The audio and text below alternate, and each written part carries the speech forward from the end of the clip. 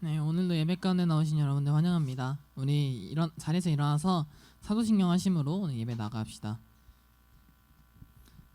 나는 전능하신 아버지 하느님 천지의 창조주를 믿습니다. 나는 그의 유일하신 아들 우리 주 예수 그리스도를 믿습니다. 그는 성령으로 잉태되어 동정녀 마리아에게서 나시고 본디오 빌라도에게 고난을 받아 십자가에 못 박혀 죽으시고 장사된 지 사흘 만에 죽은 자 가운데서 다시 살아나셨으며 하늘에 오르시어 전능하신 아버지 하나님 우편에 앉아 계시다가 거기로부터 살아있는 자와 죽은 자를 심판하러 오십니다. 나는 성령을 믿으며 거룩한 공교회와 성도의 교제와 죄를 용서받는 것과 몸의 부활과 영생을 믿습니다. 아멘.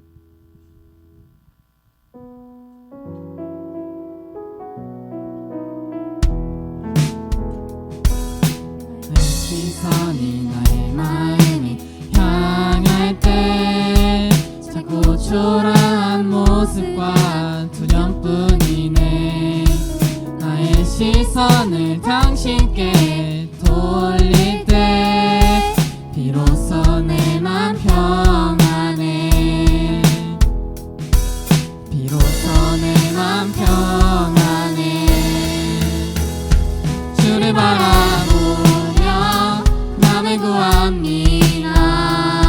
나의 모든 것 다 품으신 주님의 사랑, 나의 생각보다 더 크신 주님의 계획, 그 앞에 내 삶 드립니다.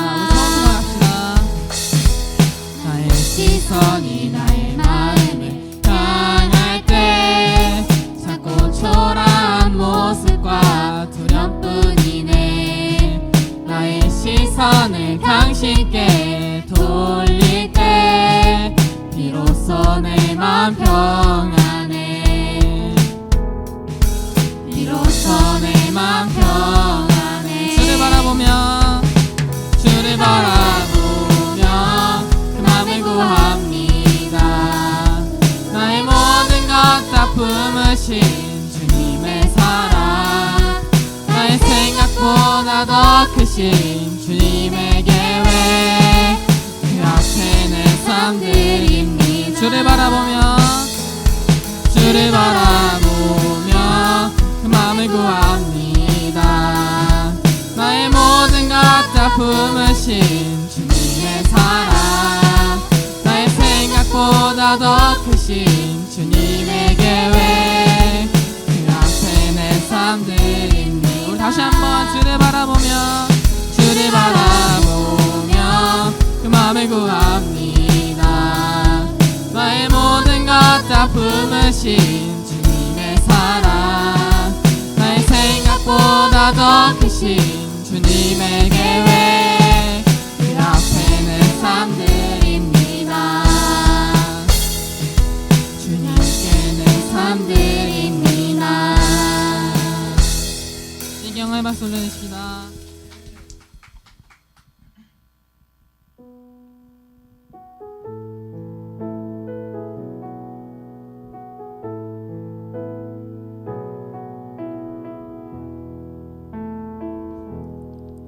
세상 모든 민족이 구원을 얻기까지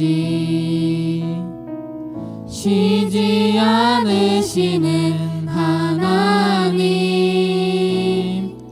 주의 심장 가지고 우리 이제 일어나 주 따르게 하소서. 세상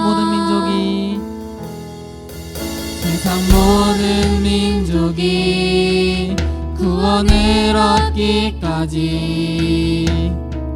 쉬지 않으시는 하나님, 주의 심장 가지고 우리 이제 일어나 주 따르게 하소서.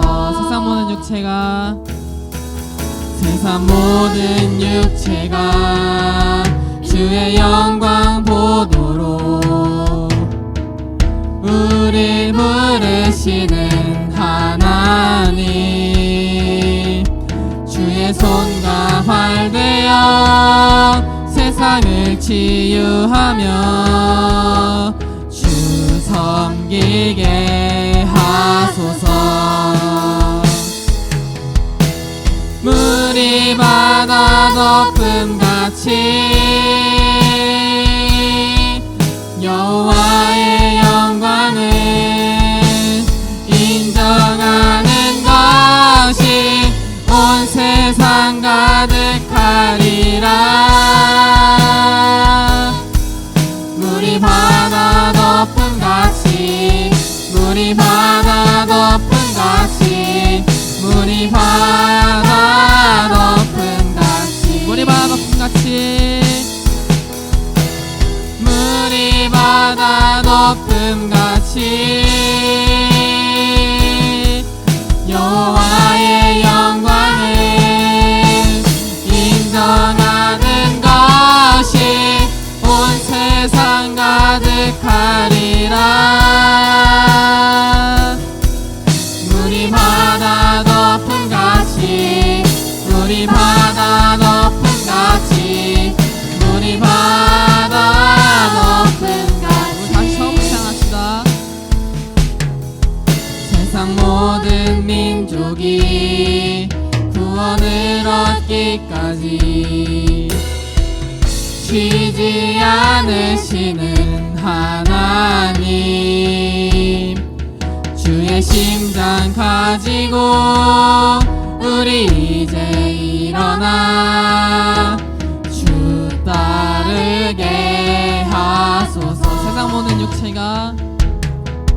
세상 모든 육체가 주의 영광 보도록 우릴 부르시는 하나님,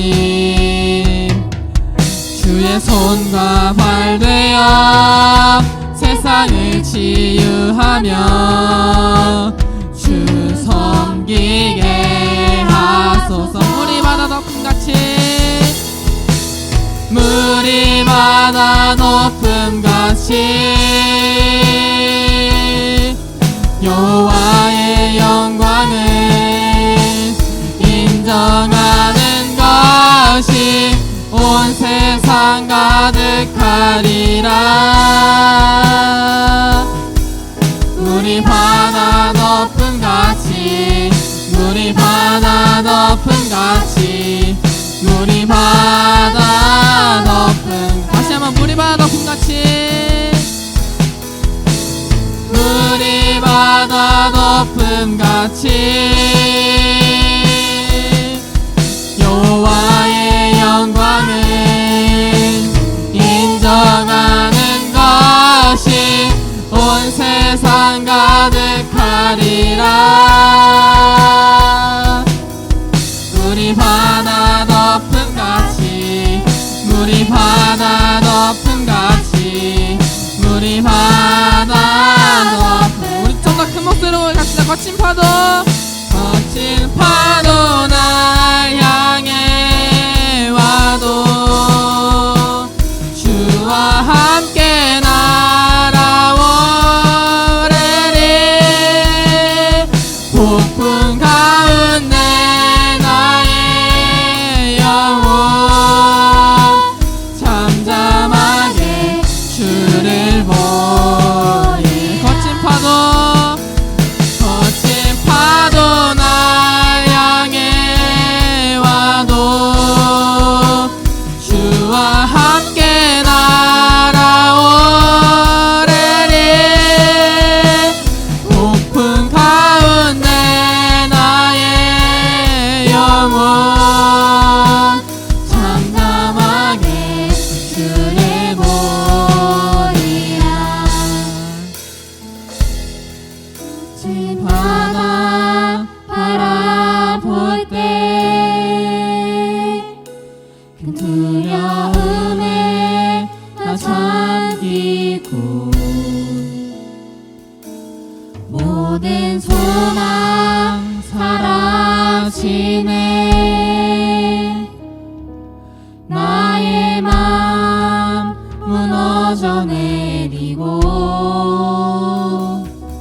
거센 폭풍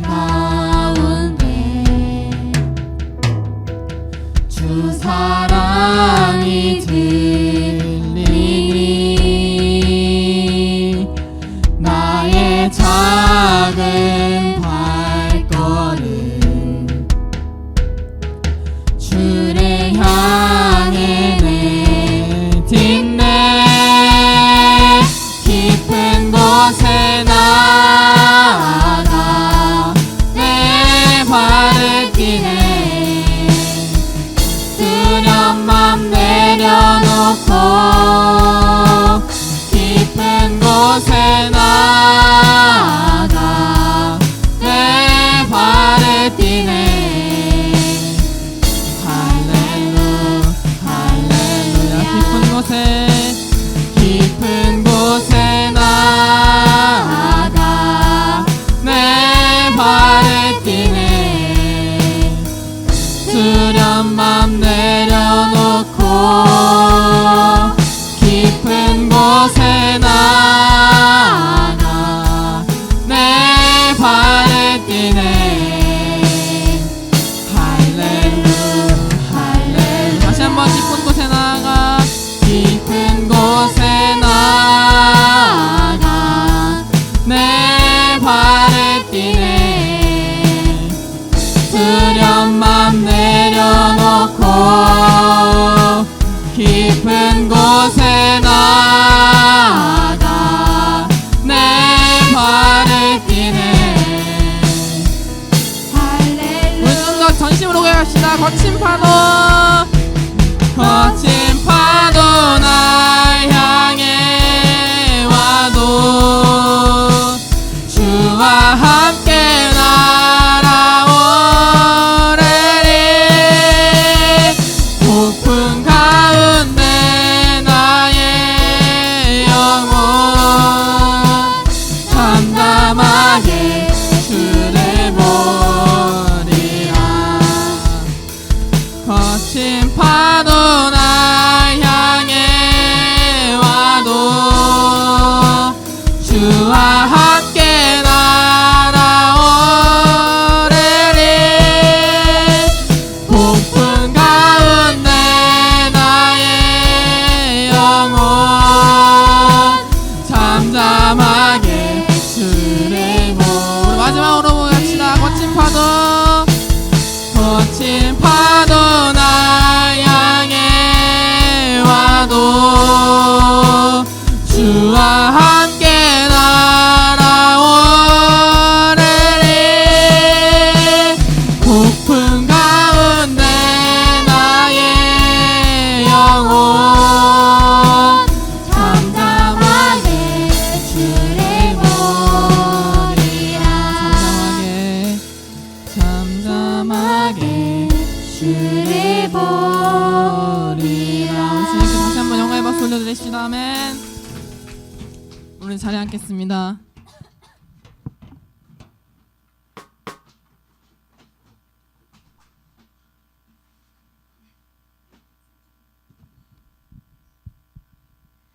하나님 아버지, 이번 한 주도 저희가 별탈 없이 보내게 해주셔서 감사합니다. 이 자리에 나오지 못한 사람들도 기억하여 주시고 다음 한 주도 주님과 함께 동행하며 살아가게 해주세요. 이제 모든 학교가 개학을 했습니다. 학교를 다니면서 저희가 믿음을 지지 않고 주님을 전할 수 있는 그런 사람들이 되게 해주세요. 예수님의 이름으로 기도드렸습니다.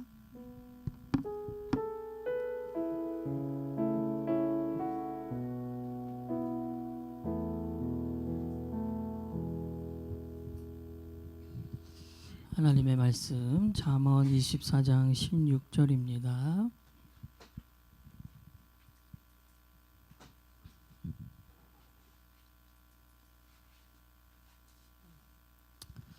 잠언 24장 16절 한 절의 말씀 우리 같이 한 목소리로 읽습니다. 시작. 대저 의인은 7번 넘어질지라도 다시 일어나려니와 악인은 재앙으로 말미암아 엎드러지느니라. 아멘.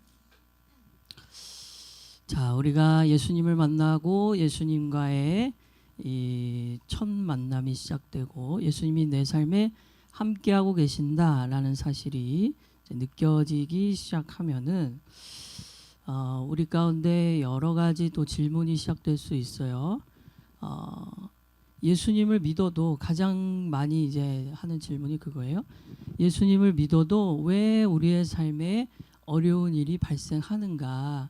여러분, 예수님을 믿는 우리도 예수님을 믿지 않는 다른 친구들과 똑같이 학교 가야 되고 학원 가야 되고 공부해야 되고 또 시험 치러야 되고 별반 다를 게 없이 살아가죠. 뭔가 특별히 다른 모습이 없이 살아간단 말이에요. 그러면은 예수님을 믿는 것이 무슨 의미가 있는가라는 생각이 이제 들 수가 있습니다. 갑자기 예수님을 믿었다고 해서 공부가 잘 되고 성적이 좋아진다거나 내 삶에 좋은 일만 가득한다거나 이런 일이 없어요. 이런 일이 없고 그냥 똑같이 아침에 일어나 학교 가야 되고 또 학교 끝나면 학원 가야 되고 대학 입시 준비해야 되고 이게 똑같은 삶을 살아가요. 그러니까 뭔가 예수님을 믿는 게 특별해 보이지 않은 거죠. 그리고 여러분 예수님을 믿으면 좋은 일만 가득합니다. 예수님 믿으면은 병에도 안 걸리고요. 어려운 일도 없어요. 막 이런 이야기들 있는데 그건 다 틀렸어요. 예수님을 믿어도 우리는 병에 걸릴 수 있고 또 어려운 일을 겪을 수 있고 예수님을 믿어도 내 삶에 아픔이 찾아온단 말이에요. 근데 그러면은 예수님을 믿는 게 무슨 의미일까? 분명히 한 가지가 다르거든요. 오늘 아까 잠언 24장 16절 말씀에 보면 대저 의인은 7번 넘어질지라도 다시 일어나려니와 악인은 재앙으로 말미암아 엎드러진다라고 말씀하고 있어요.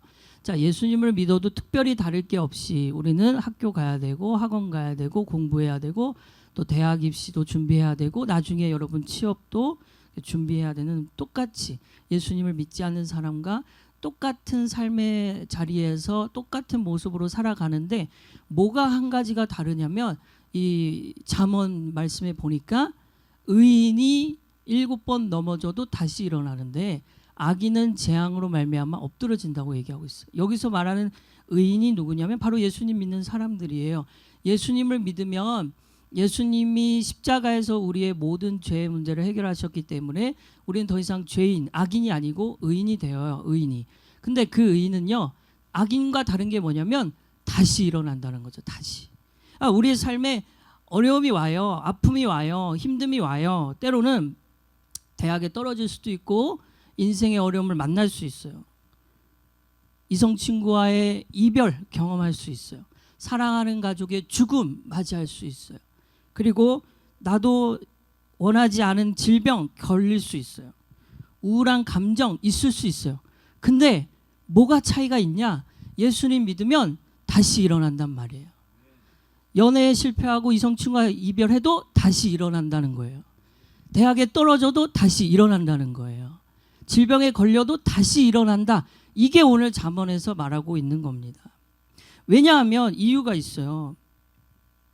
영원히 죽을 수밖에 없는 나, 영원히 그냥 이대로 살다가는 예수님 모르고 살다가는 그냥 끝나버릴 내가 예수님이 먼저 찾아오셔서 나를 살리셨고 나의 이 진짜 본질적인 내가 해결할 수 없는 죄의 문제를 다 해결해 주셨기 때문에 나는 그 예수님으로 인해 절망하거나 무너지지 않는 거죠.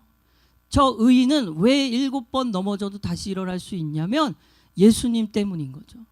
저 악인은 왜 재앙 한 번으로 인해 엎드러지냐면 예수님이 안 계셔서인 거죠. 그래서 내 삶에 예수님이 찾아오셨고 예수님을 만났다면 그 다음부터 우리가 해야 될 일은 뭐냐면 다시 끊임없이 일어나는 거예요. 다시 일어서고 다시 시작하고 다시 예수님께로 나아가는 것, 이게 중요하다는 겁니다. 제가 중등부, 청년부, 뭐 다른 교회에서 여러 부서에서 이 사역을 하면서 가장 안타까운 게 뭐냐면 어느 교회나 수련회 갔다 오고 나서의 분위기가 늘 이런 게 있어요. 수련회 다녀오면 뭐하냐? 그거 3일이면 뭐 이런 표현 써요. 약발이 떨어지지 않냐? 뭐 수련회에서 약을 먹었어요. 약발이 떨어지지 않냐 이러면서 그거 3일이면 그냥 다시 예전으로 돌아가고 일주일이면은 다시 별로 분명히 수련회 때 뭔가 느낌이 있었는데 일상에서 돌아오면 다시 예전으로 돌아가지 않냐라는 이 아주 은연중에 이 교회 안에 있는 그런 분위기가 있어요. 분명히 수련회 준비를 위해서 1년 중에 진짜 에너지를 많이 쏟아서 준비를 하는데 딱 끝나면 그 이후에 쓸 에너지가 하나도 없는 거예요. 다 거기에 올인을 해버렸기 때문에. 하지만 여러분 진짜 중요한 거는 수련회 다녀오고 나서죠. 예수님과의 첫 만남 이후가 더 중요한 거죠. 예수님과의 첫 만남 이후에도 그 만남 이전과 똑같이 여전히도 핸드폰 붙들고 살고 여전히도 내 핸드폰에서 그 이전과 똑같은 거를 계속 하고 살면은 아무런 변화가 일어나지 않아요. 여러분 작심삼일이라는 말 있죠. 3일 어떤 뜻이에요? 단단히 먹은 마음이 3일이면은 끝난다. 단단히 먹은 마음이 3일을 가지 못한다라는 뜻인데 이 작심삼일도 잘 생각해 보면 3일은 해요. 그렇죠? 일단 3일은 하게 돼 있어. 내가 마음을 먹고 내가 이렇게 살아야지라는 작심삼일을 하더라도 3일은 합니다. 그러면 작심삼일을 10번 하면 몇 번 하는 거예요? 작심삼일을 마음을 3일이라도 마음 먹은 거를 10번 하면 며칠을 하는 거예요? 30일은 그래도 하는 거죠. 이거를 작심삼일의 기적이라고 생각해요. 여러분 인생은 우리가 살아가는 인생은 신앙뿐만 아니라 생각만으로는 전혀 바뀌지 않습니다. 내가 이런 삶을 살아야지 이렇게 살기를 원해 꿈을 가지고 집에서 누워서 생각만 하면서 이거 해야 되는데 저거 해야 되는데 나 이렇게 살아가야 되는데 라는 생각만으로는 인생이 달라지지가 않아요. 인생의 변화는 뭘로 시작되냐면 움직임, 행동, 실천부터 변화가 시작되는 거예요. 생각만으로는 절대 변하지 않는다. 행동만이 우리의 삶을 바꿀 수가 있어요. 제가 수련회 때 첫 시간 개회 예배 때 그 말을 했죠. 우리가 헬스장 등록한다고 해서 몸이 좋아지는 게 아니고 헬스장 등록하고 운동을 해야 몸이 좋아지죠.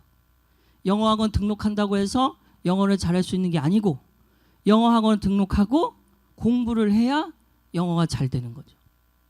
다 이걸 알아요. 등록만으로 거기를 다닌다는 것만으로 내 삶에 변화가 없다는 것을 알아요. 근데 교회는 다니기만 해도 신앙이 좋아질 거라고 많이들 생각을 하는 게 이게 잘못됐다는 거예요. 신앙 또한 교회 또한 내가 다니는 걸 넘어서 내 일상에서 행동으로 움직여야 돼요. 그래야 저 잠언의 말씀이 7번 내가 때로는 어려움을 겪고 내가 예수님을 모르는 사람들과 다를 바 없이 특별한 게 없는 것처럼 살아가도 위기를 만나고 고난을 만나고 아픔을 겪었을 때 다시 일어날 수 있는 거는 지금까지 해온 행동, 지금까지 해온 내가 신앙 때문에 내가 해보려고 했던 움직임, 몸부림 이게 바로 일어설 수 있는 힘을 가져다 준다는 겁니다. 그래서 행동이 우리의 삶을 바꾸는 거예요. 이거는 신앙뿐만 아니라 여러분 모든 영역에서 여러분 어제 나의 모습이 10년 후 나의 모습일 것 같아요? 아닐 것 같아요? 오늘 나의 모습이 10년 후 나의 모습일 것 같아요? 아닐 것 같아요? 10년 후 나의 모습이에요. 오늘 내가 어떤 것을 하느냐가 곧 10년 후 나의 모습이에요. 내 삶의 유익을 위해 내 꿈을 위해 내 학업을 위해 오늘 어떤 것을 해야 10년 후가 달라지는 거지. 오늘 어제와 다를 바 없이 똑같이 아무것도 하지 않고 게임만 하고 있고 그냥 집에서 누워만 있으면 10년 후에도 누워만 있는 삶을 살게 돼요. 김광현이라는 야구 선수가 있는데 현재 SSG 랜더스 소속의 투수예요. 아세요? 김광현 선수? 이분이 몇 년 전에 CF를 하나 찍었는데 한번 보도록 하죠. CF를. 자, 어떤 내용으로 찍었는지 잘 보세요.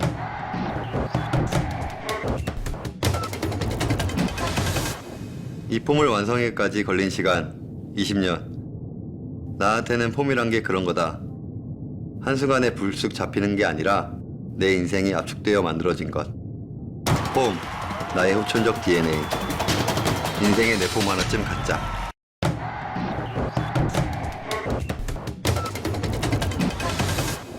이 폼을 완성하기까지 걸린 시간 20년. 나한테는 폼이란 게 그런 거다. 한순간에 불쑥 잡히는 게 아니라 내 인생이 압축되어 만들어진 것. 폼, 나의 후천적 DNA. 인생의 내 폼 하나쯤 갖자. 자, 여러분. 이 야구공을 하나 던지는 동작도 얼마나 걸렸다는 거예요?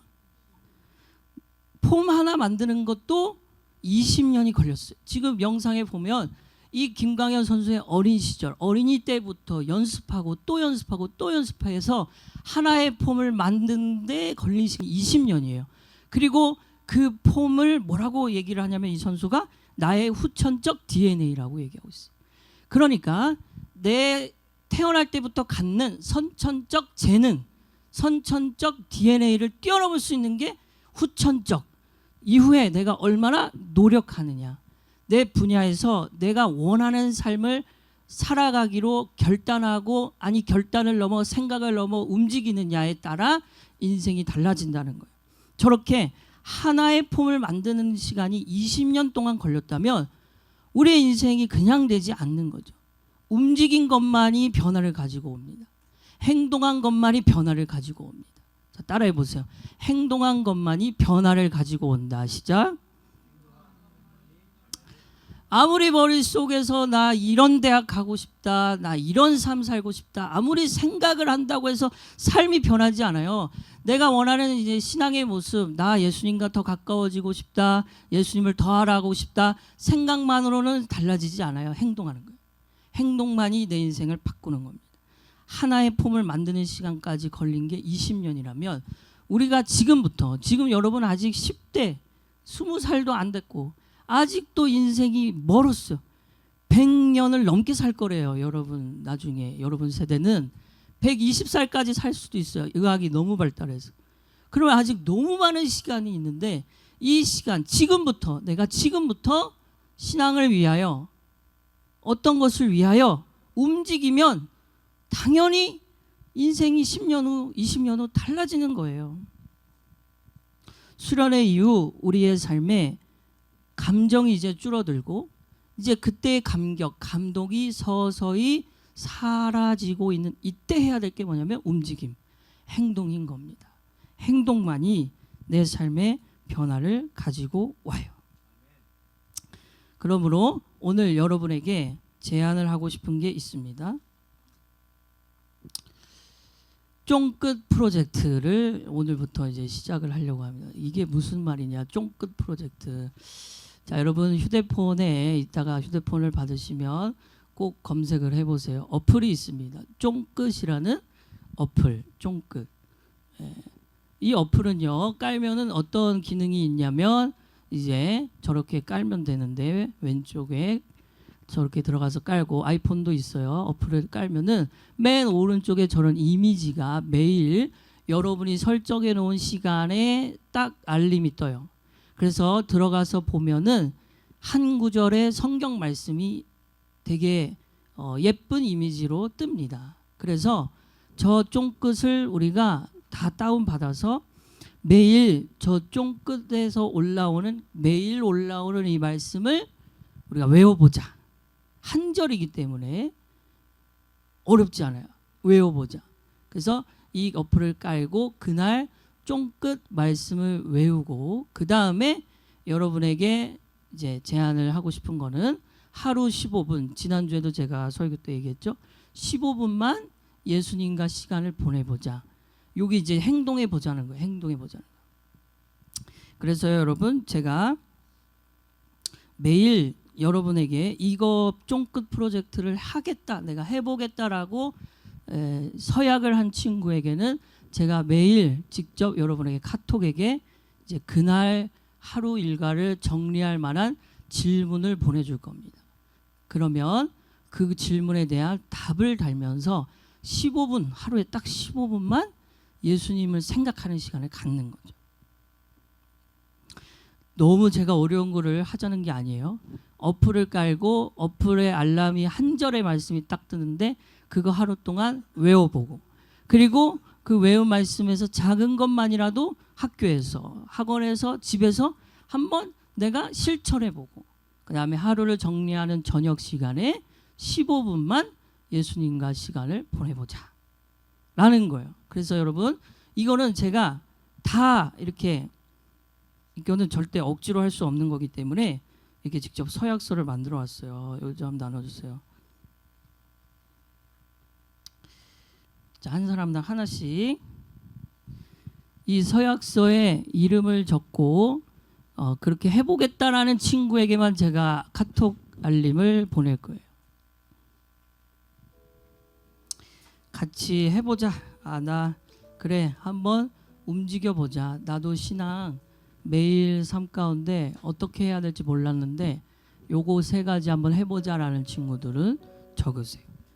자, 쫑끝 프로젝트 서약서 내용이 뭐예요? 나는 매일 내 안에 계신 예수님과 가까워지기 위해 다음과 같은 3가지 항목을 실천할 것을 서약합니다. 자, 1번 뭐라 됐어요? 1번 읽어보세요. 종이에 시작.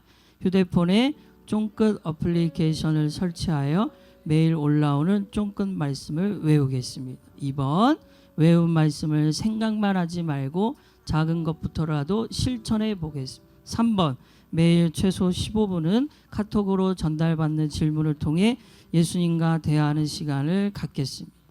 이건 전적으로 여러분 자원하는 마음으로 이거를 해보겠다라는 친구만 이름을 적고 사인을 하세요. 절대 생각만으로는 우리의 인생이 달라지지 않아요. 행동하고 움직일 때 조금이라도 예수님을 생각할 때, 행동할 때, 말씀대로 살 때 움직이는 거예요. 자, 이걸 왜 하느냐? 목사님의 이야기를 들려줄게요. 목사님은 어릴 때 태어나 보니 아버지가 목사님이었고 어머니가 사모님이었어요. 교회 리더시죠. 리더시니까 목사님의 어릴 때 삶은 어땠느냐? 성도님들에게 이렇게 한 소리 듣지 않으려고 잘 살 수밖에 없었어요. 늘 언제나 예의 바르고 심지어 목사님 또래가 교회에 오면은 다 양보하고. 제가 목사님이 어릴 때 경품으로 자전거를 하나 받았는데 이 얘기 했나? 새 자전거. 제가 6학년 때 자전거를 타게 됐거든요. 그러니까 너무 설레가지고 중학교 때 이제 자전거를 새 거를 경품으로 어디 수련회에서 받았는데 교회 나오는 제 또래 친구에게 엄마가 주겠다는 거예요. 진짜 너무 슬펐어요. 예. 왜 이유가 뭐냐? 그 친구가 이제 거리가 좀 있어서 걸어오기가 어려우니 교회까지 자전거 타고 오라고. 그걸 왜 아들 거를 주냐고. 새 거를 제가 아껴 탔단 말이에요. 아껴 탔어요. 진짜 새 거였기 때문에 아껴 탔는데, 그런데 아무 소리 없이 저는 줄 수밖에 없어요. 왜요? 목사 아들이잖아요. 목사님 아들이잖아요. 학교 가면요, 학교에서 제가 목사님 아들인 게 다 소문이 어떻게 났는지. 왜냐면 시골 학교니까 초등학교 친구들 다 중학교 똑같이 올라가고 중학교 친구들 다 고등학교 똑같이 올라가요. 초등학교 때 어떻게 소문이 나서 목사님 아들이라고 어릴 때부터 별명이 목사였는데, 사회 시간에 그 세계사에 교회 이런 거 나올 때가 있거든요. 교회 얘기. 근데 교회 얘기가 안 좋은 얘기가 더 많이 나와요. 세계사에서 어떤 이상한 짓을, 나쁜 짓을 했다는 걸. 그때마다 저를 다 봐요. 그때마다 저를 쳐다봐요. 반에서. 그렇게 막, 그러니까 학교에서도 쓰레기 하나 버릴 수가 없어요. 애들 엄청 버리는데. 그리고 욕 절대 못하죠. 목사 아들이 욕한다고 절대 못하고. 그러면서 맨날 이렇게 눈치 받으며 살았단 말이에요. 그러다가 고등학교 때 기숙사 생활을 하는 그 학교로 가게 돼서 갔는데, 제가 집에서는 막 엄마가 시키니까 성경도 보고 여러 가지 이제 늘 예배가 있었어요. 우리 가정 예배라고 저녁에 가족이 4식구가 모여서 가정 예배 꼭 드리고. 근데 그때는 몰랐는데 기숙사 생활을 하러 딱 들어가니까 제가 뭘 느꼈냐면, 내가 지금까지 신앙이 다 엄마가 이렇게 얘기해서 했던 신앙이었구나. 저는 성경을 진짜 한 5번, 그때 고등학교까지 벌써 5번을 끝까지 66권을 다 읽어봤는데도 고등학교 기숙사를 딱 가니까 안 읽더라고요. 더 이상 성경도 보지도 않고 기도도 잘 안 하더라고요. 그거를 보면서 내 지금까지 신앙이 엄마의 신앙, 아빠의 신앙이었다는 걸 알게 되고, 그때부터 난 스스로 성경을 어떻게 봐야 되지? 정말 많은 이 우여곡절, 시행착오, 저 작심삼일 엄청 많이 했어요. 매일 결단해도 안 돼요. 너무 힘들더라고요. 내 몸에 습관이 안 됐기 때문에. 근데 이제 한참 시간이 흘러 대학교 3학년 때 한 친구를 만나요. 이 친구가 저한테 교회에서 만난 친구인데 매일 카톡을 보내주는 거예요. 자기가 묵상한 말씀. 그때부터 너무 하기 싫고 이거 왜 해야 되는지 힘들었는데 그 묵상을 그렇게도 열심히 너무너무 열심히 그것도 장문으로 보내니까 저도 장문으로 또 이렇게 답변을 할 수밖에 없는 그 약간의 억지로 하는 듯한 상황이 발생했거든요.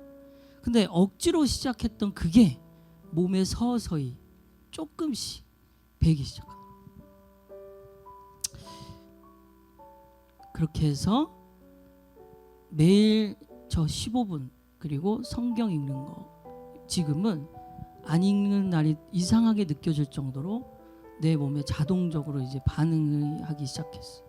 그래서 저거를 여러분에게 제안하는 이유는 제가 여러분의 제 친구처럼 이 말씀을 보게 해주려고 하는 그 한 사람의 역할을 하려는 거예요. 그래서 저녁마다 제가 알람을 보낼 때 너무 부담되는 날도 있고 하기 싫은 날도 있을 수 있는데 그래도 억지로라도 해보세요.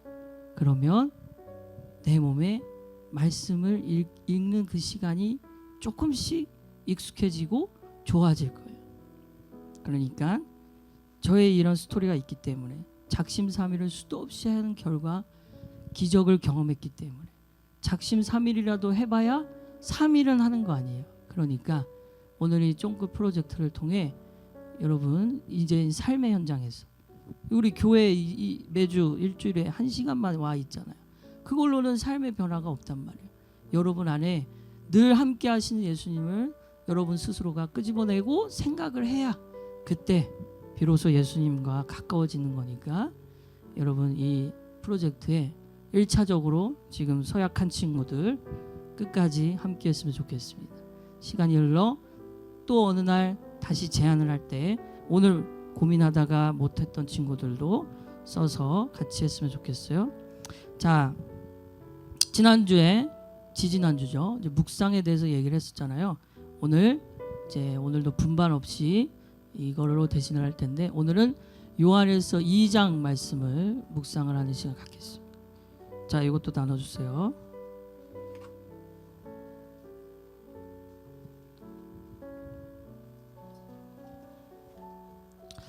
자, 묵상의 방법 다시 한번 볼게요. 소리내서 읽어라, 질문하라, 답하라, 기도하라, 나누라. 이 순서대로 요한일서 2장을 보겠습니다. 자, 먼저 제가 1절부터 마지막 끝절까지 쭉 읽을 테니까 듣기만 하세요. 듣기만. 자, 들으면서 여러분 체크하시면서 마음에 와닿는 단어 동그라미, 문장 밑줄 이런 것도 하면서 들으시면 되겠습니다. 나의 사랑하는 자녀들이여, 나는 여러분이 죄를 짓지 않게 하려고 이 편지를 씁니다. 그러나 누군가가 죄를 짓는다 하더라도 우리에게는 우리를 도와주시는 예수 그리스도가 계십니다. 그는 의로운 분이시며 우리를 대신하여 아버지 앞에서 우리를 변호해 주십니다. 예수님만이 우리의 죄를 위해 화목제물이 되셨으며 오직 예수님을 통해서만 모든 사람들의 죄가 용서받을 수 있습니다. 또한 우리는 우리가 하나님의 계명들에 순종할 때 진실로 하나님을 안다고 자신 있게 말할 수 있습니다. 하지만 누군가가 나는 하나님을 알아요 라고 말하면서 그분이 명령하신 것에 순종하지 않는다면 그 사람은 거짓말쟁이입니다. 그에게는 진리가 없습니다. 하나님의 가르침을 따라 순종해야만 그 사람 안에 하나님의 사랑이 완전히 이루어지게 될 것입니다. 이것이 우리가 하나님을 따르고 있음을 보여주는 방법이 됩니다. 누구든지 자기 안에 하나님께서 계신다고 말하는 사람은 예수님께서 사신 것처럼 살아야만 합니다. 나의 사랑하는 친구들이여, 나는 여러분에게 새 계명을 쓰고 있는 것이 아닙니다. 이것은 여러분이 처음부터 가지고 있었던 것과 똑같은 계명이며 이미 들어보았던 가르침입니다. 그러나 나는 분명히 새로운 계명을 쓰고 있습니다. 이 계명은 진리입니다.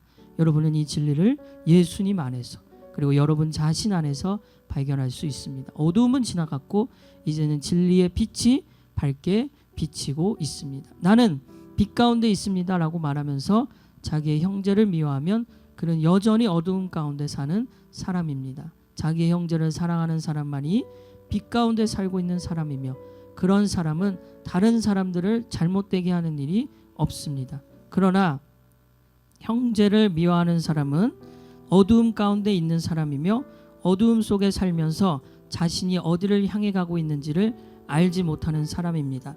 그것은 어두움이 그를 눈멀게 만들었기 때문입니다. 사랑하는 자녀들이여, 내가 이 글을 쓰는 것은 그리스도를 통하여 여러분의 죄가 용서함을 받았기 때문입니다. 부모들이여, 내가 이 글을 쓰는 것은 태초부터 계신 그분을 당신이 알고 있기 때문입니다. 젊은이들이여, 내가 이 글을 쓰는 것은 여러분이 이미 악한 자와 싸워 이겼기 때문입니다. 자녀들이여, 내가 이 글을 쓰는 것은 여러분이 아버지를 알고 있기 때문입니다. 부모들이여, 내가 이 글을 쓰는 것은 태초부터 계신 그분을 당신이 알고 있기 때문입니다. 젊은이들이여, 내가 이 글을 쓰는 것은 여러분이 강하기 때문입니다. 하나님의 말씀이 여러분 안에 살아있으므로 여러분은 악한 자와 싸워 이겼습니다. 이 세상과 세상에 속한 것들을 사랑하지 마십시오. 누구라도 이 세상을 사랑하게 되면 그 마음속에는 하나님의 사랑이 없게 됩니다. 이 세상에는 악한 것들이 있습니다. 그것은 바로 육신을 즐겁게 해주는 것, 우리 눈을 즐겁게 해주는 것, 우리들의 삶에 대해 자랑하는 것입니다. 이러한 것들은 아버지께로부터 나온 것이 아니라 세상으로부터 나온 것입니다. 이 세상은 지나갈 것이며 사람들이 이 세상에서 그토록 갖고 싶어하는 것들도 다 사라지게 됩니다. 그러나 하나님의 뜻대로 사는 사람은 영원히 살 것입니다. 사랑하는 자녀들이여, 마지막 때가 가까워오고 있습니다. 그리스도의 적이 올 것이라는 말을 여러분은 들었으며 이미 그리스도의 적들이 많이 나타났습니다. 그래서 우리들은 마지막이 가까웠다는 사실을 알 수 있습니다. 그 적들은 우리의 모임 안에 있었습니다. 그러나 그들은 정말로 우리에게 속한 자들이 아니었기 때문에 우리를 떠나갔습니다. 만약 그들이 정말로 우리 모임의 일부분이었다면 우리와 함께 머물렀을 것입니다. 그러나 그들은 떠나갔고 이 사실은 그들 중 어느 누구도 우리에게 속한 자가 아니었다는 것을 보여줍니다. 여러분은 거룩하신 분이 주신 선물을 가지고 있습니다. 그러므로 여러분 모두는 진리를 알고 있습니다. 왜 내가 이 글을 쓰고 있습니까? 여러분이 진리를 모르고 있기 때문입니까? 그렇지 않습니다. 내가 이 편지를 쓰는 이유는 여러분이 정말로 진리를 알고 있기 때문이며 또한 진리로부터는 어떠한 거짓말도 나올 수 없음을 알고 있기 때문입니다. 그렇다면 누가 거짓말쟁이입니까? 예수님께서 그리스도가 아니라고 말하는 사람이 아니겠습니까? 예수님을 그리스도가 아니라고 말하는 사람은 그리스도의 적입니다. 그는 하나님 아버지도 그의 아들도 믿지 않습니다. 누구든지 아들을 믿지 않으면 아버지도 잃게 되고 아들을 인정하게 되면 아버지도 얻게 됩니다. 여러분이 처음부터 들은 가르침을 따라 살아가기를 계속하십시오. 그 가르침 안에서 계속 살아갈 때 여러분은 아들과 아버지 안에 머물 수 있게 됩니다. 이것이 바로 그분이 우리에게 약속하신 그것, 영원한 생명인 것입니다. 나는 여러분을 잘못된 길로 인도하려는 사람들에 관하여 이 편지를 쓰고 있습니다. 그리스도께서는 여러분에게 특별한 선물을 주셨습니다. 여러분은 이 선물을 갖고 있기 때문에 어떤 다른 선생으로부터 가르침을 받지 않아도 됩니다. 성령께서는 모든 것을 가르쳐 주시며 진실되고 거짓이 없으십니다. 그러므로 성령이 가르치시는 대로 그리스도 안에서 살아가기를 계속하십시오. 나의 사랑하는 자녀들이여, 그리스도 안에서 살아가십시오. 우리가 이렇게 살아가면 그리스도가 다시 오시는 날 두려워하지 않아도 될 것입니다. 우리는 숨을 필요도 없고 그분 앞에서 부끄러워할 이유도 없을 것입니다. 하나님께서 의로운 분이심을 여러분은 알고 있을 것입니다. 그렇다면 옳은 일을 하는 사람만이 하나님의 자녀가 될 수 있다는 사실을 기억하십시오. 자, 이제 질문하는 시간이에요. 제가 4가지 질문 동일하게 적어왔습니다. 이 말씀을 읽으면서 이해가 잘 안 되거나 궁금한 점이 있으면 먼저 적는 시간을 갖겠습니다.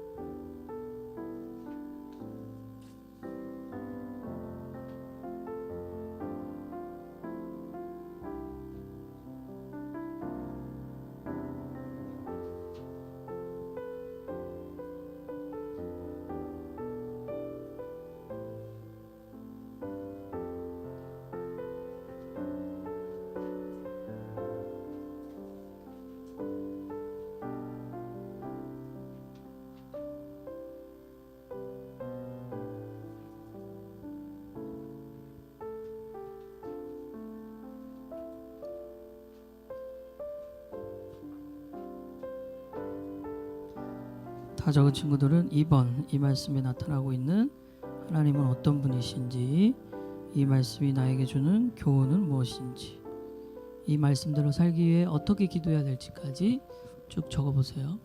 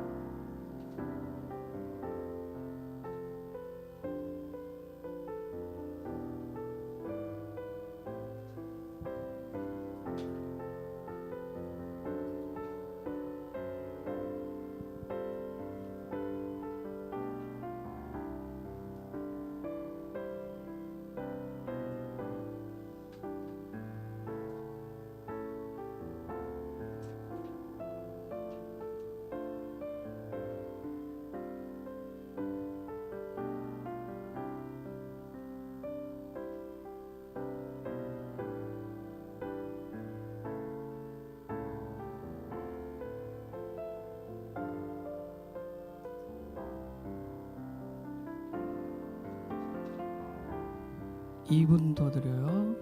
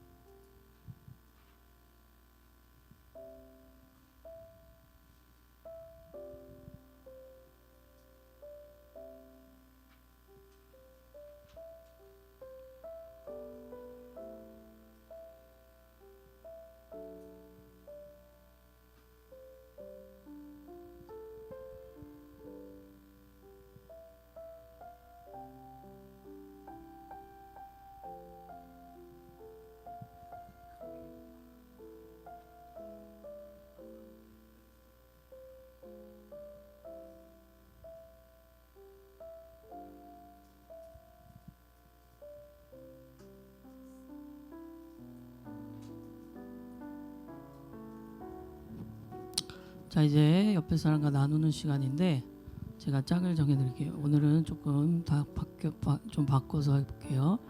강희가 지혁이랑 재원이 챙겨주고, 네, 가시고, 그 다음에 하은이가 뒤에 예린이랑 같이 짝을 지어 4가지 질문에 대해 나누고요.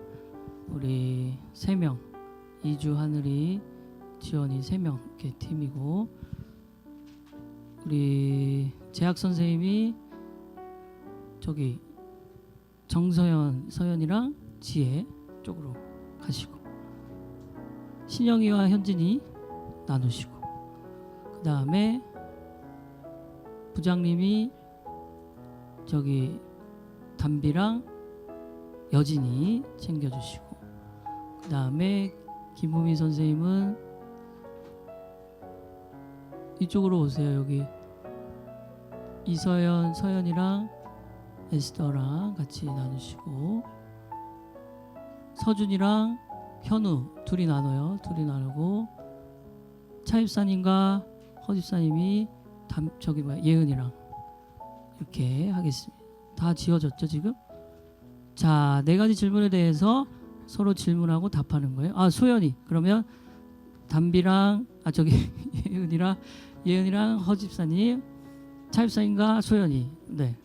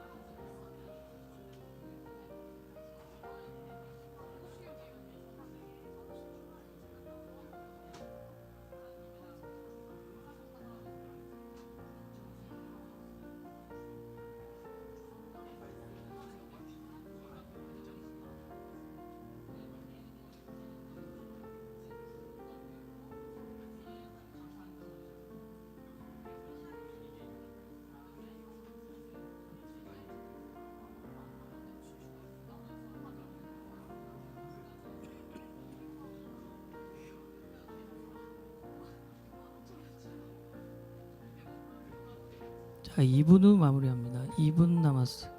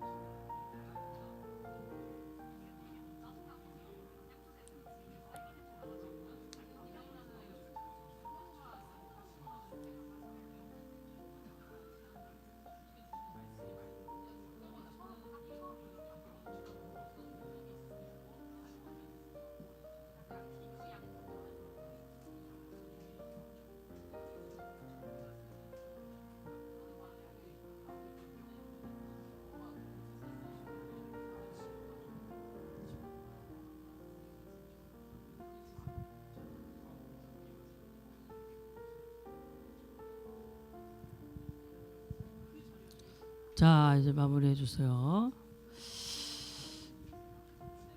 거기 허집사님 계세요? 옆에 기도하는 시간을 가질 거예요. 자, 이제 여러분 지난번에도 했던 것처럼 여러분의 기도 제목이 아닌 지금 같이 들은 내 동생, 내 친구, 내 형, 언니, 누나의 기도를 해주는 거예요. 옆에 사람을 위해 기도해 주는 거예요.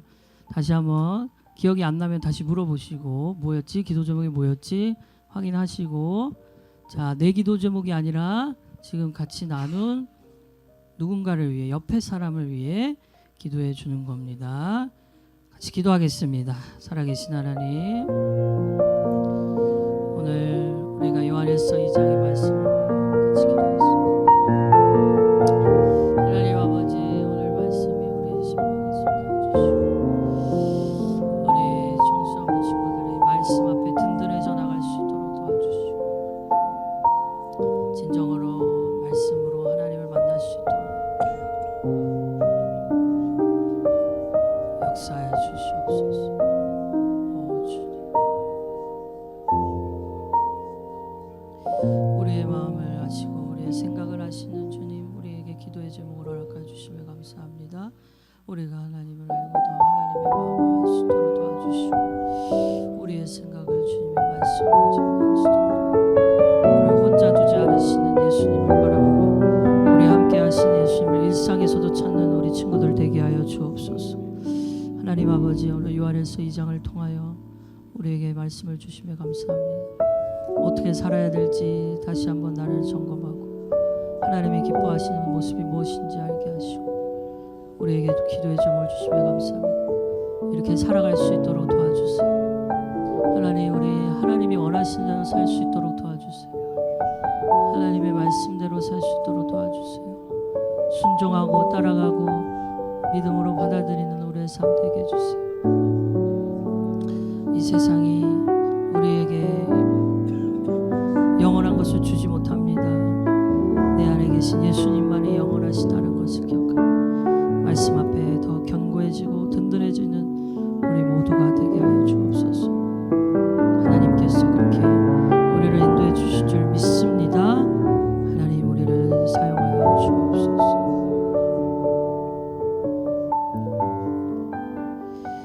살아계신 하나님, 우리 일상에서 늘 함께 하시고 우리와 늘 동행하시는 하나님 아버지를 기억합니다.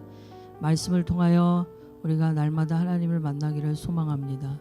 오늘 요한일서 2장 같이 나누고 또 기도의 제목도 서로 공유했는데 우리가 서로를 위해 기도해 주는 하나가 되는 공동체 되게 하여 주시고 우리의 기도가 결코 의미 없는 시간이 아님을 반드시 이루어질 것을 믿으며 나아가는 우리 청소년부 되게 하여 주옵소서. 한 주간 말씀을 생각하고 예수님과 15분이라도 함께 시간을 보내려고 합니다. 이 여정 가운데 놀랍고도 위대한 삶의 변화가 있을 수 있도록 역사하여 주옵소서. 예수님의 이름으로 기도합니다. 아멘. 자, 고맙다고 옆에 친구에게 인사하세요. 네, 기도해줘서 고마워. 자, 종이는 여러분 이름 써서 저에게 주시면 됩니다. 다 걷어서 줄래요? 뒤에도. 자, 걷어서 지금 주세요.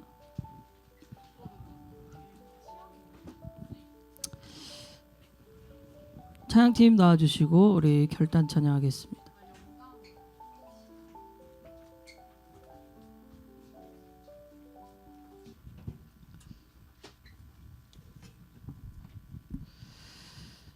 자, 우리 다 같이 자리에 일어나서 결단 찬양하고 예배를 마칩니다.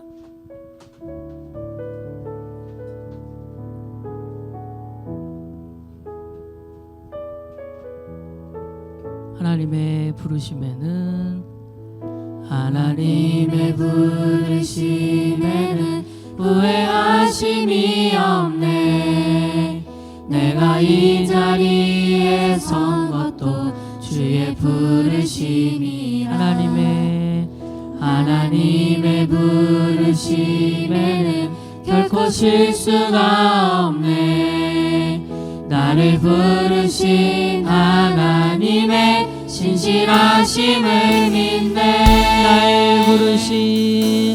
날 부르신 뜻 내 생각보다 크고, 날 향한 계획 나의 지혜로 측량 못하나.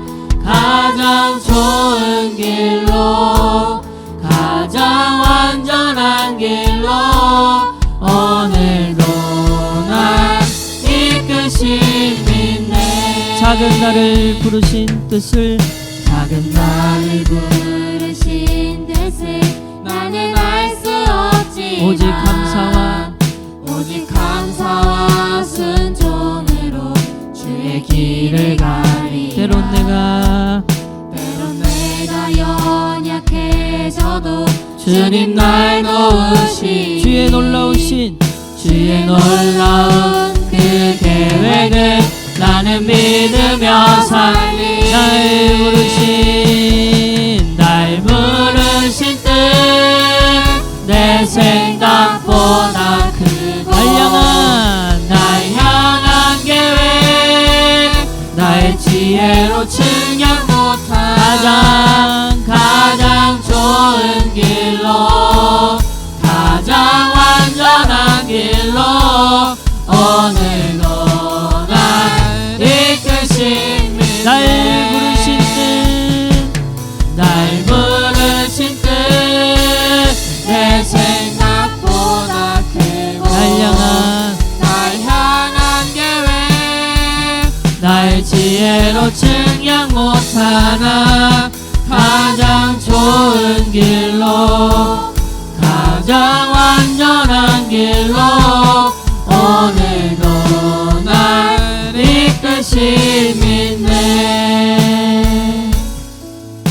이제는 우리 구주 예수 그리스도의 은혜와 하나님의 사랑과 성령의 함께하심이 날마다 하나님의 말씀을 붙잡으며 무너지고 넘어질 때에도 다시 일어나기로 결단하는 이 자리에 모인 모든 하나님의 자녀들 가운데 영원토록 함께 계시기를 간절히 축원하옵나이다. 아멘.